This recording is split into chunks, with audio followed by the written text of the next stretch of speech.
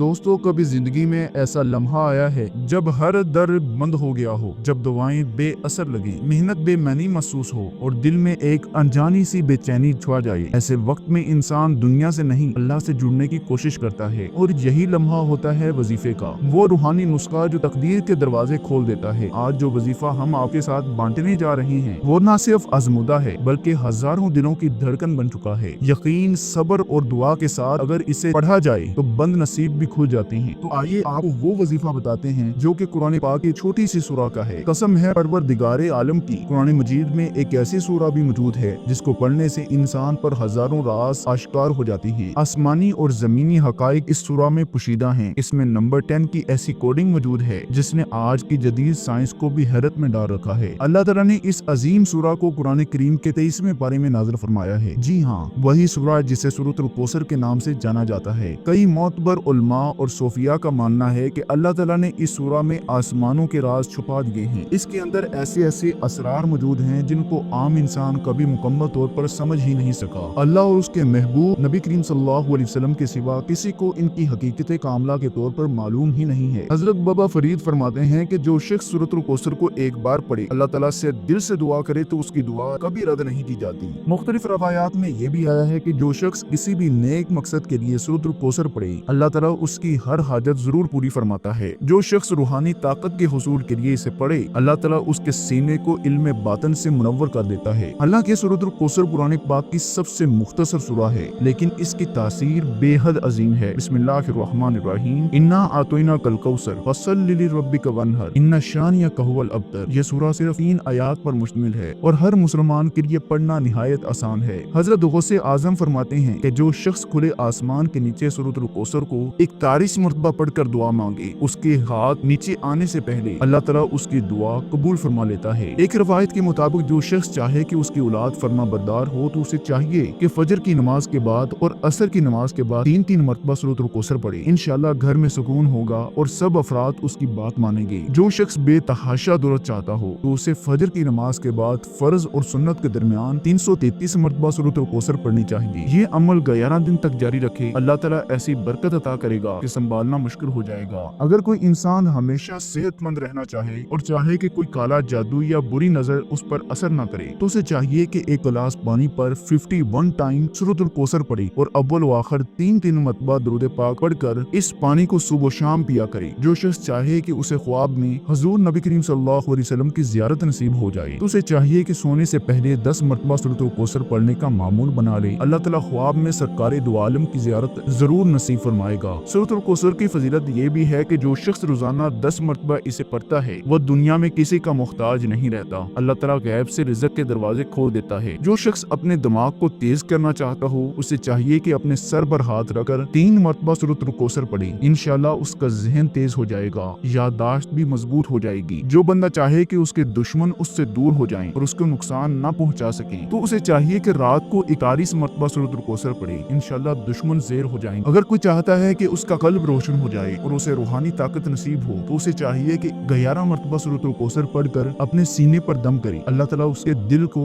نور سے بھر دے گا۔ جو شخص روحانی قوت حاصل کرنا چاہتا ہو اسے چاہیے کہ جمعرات کی رات تنہائی میں بیٹھ کر 33 مرتبہ سورۃ الکوثر پڑھے۔ یہ عمل زندگی بھر جاری رکھے، اللہ تعالیٰ اسے غیبی مخلوق سے رابطے، مدد اور روحانی علم عطا کرے گا۔ سورۃ الکوثر کا نقش بھی بے حد طاقتور ہے، اسے بھی آپ اپنے پاس رکھ سکتے ہیں۔ اگر آپ کو یہ انفارمیشن ہیلپ فل لگی ہو تو اس ویڈیو کو اپنے دوستوں کے ساتھ ضرور شیئر کریں، اور اگر آپ چینل پر نئے ہیں اور آپ نے ابھی تک ہمارے چینل کو سبسکرائب نہیں کیا تو فوری طور پر ہمارے چینل کو سبسکرائب کر دیں۔ اللہ حافظ اینڈ السلام علیکم ورحمۃ اللہ وبرکاتہ۔